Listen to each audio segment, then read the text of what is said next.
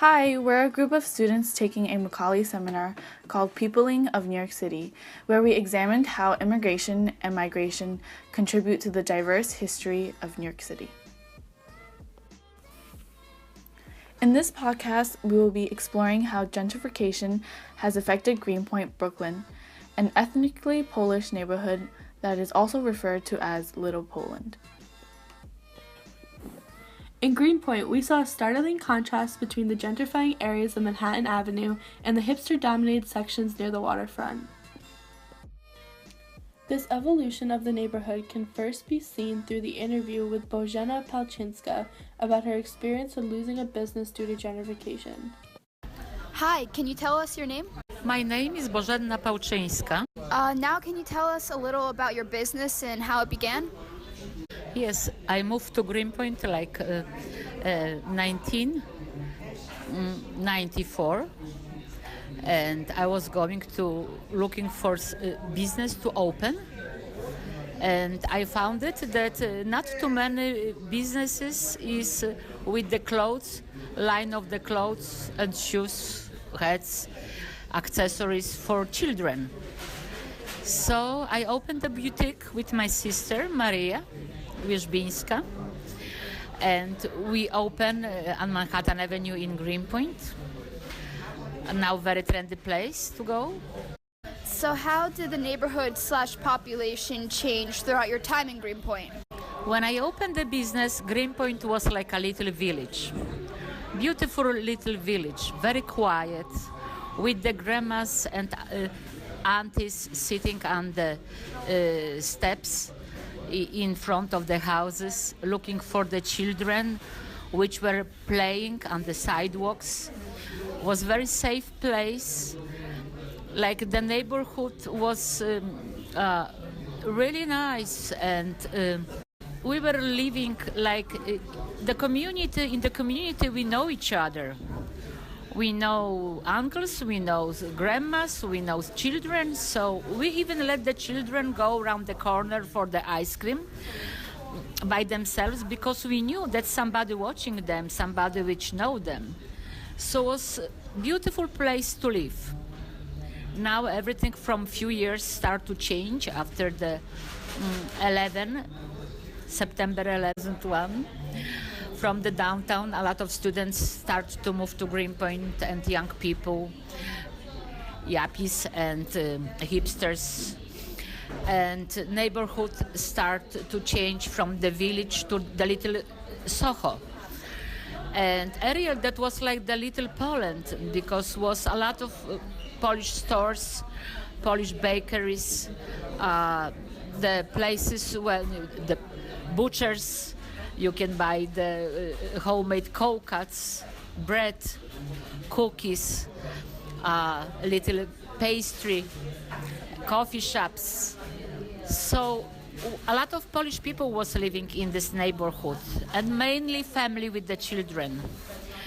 And later on, when the young people start to come, the neighborhood start to change to the restaurants and bars and coffee bars and the galleries. So place, a lot of family with children start to move to the different neighborhoods like Ridgewood, Massac, different part of New York. And a lot of businesses lost the clients, plus the rent start to be raised dramatically. Like in my business, the name of the business was White Dream, because we had the line for communion and christening and little tuxedos for boy, like party outfits. And the rent, they start to raise so rapidly that my landlord would like me to pay double rent. So it was absolutely too much, and I closed my business. And a lot of my friends, they closed. One of the name of the business was Wedel. The other one was Barriers with the shoes from Italy. They closed the business. And a lot of those spaces are still empty because the rent is so high that right now the process of changing and the transformation is not so fast like in the beginning, and there are a lot of empty spaces because of the very high rent. And I was invited to the small business administration meeting, and one of the person which were in this meeting, they told us that 75% of the real estate in Greenpoint is in Polish hands. But the houses are in Polish hands, but the people which are renting, they are not Polish family anymore. Young, beautiful people, but it's different. It's different. I like it, but it's different than it was so many years ago. A lot of changes. So how exactly do you feel about these changes? Mixed feelings, because I miss the old, quiet neighborhood, village-like, with those people sitting in front of the houses, children playing around. And on the other side is a lot of good restaurants and galleries and music concert and open swimming pool and the park, which is is so busy during the Saturday and Sunday and the weekends. People are coming, having picnics and bicycles, riding bicycles, playing with little children, which not as many as was years ago, but they start very slowly come to the neighborhood. And that's all. Final question. The businesses that you mentioned before that closed down, do you know where they are now? Some of the businesses moved to Ridgewood, where is like new Polish community. More people move.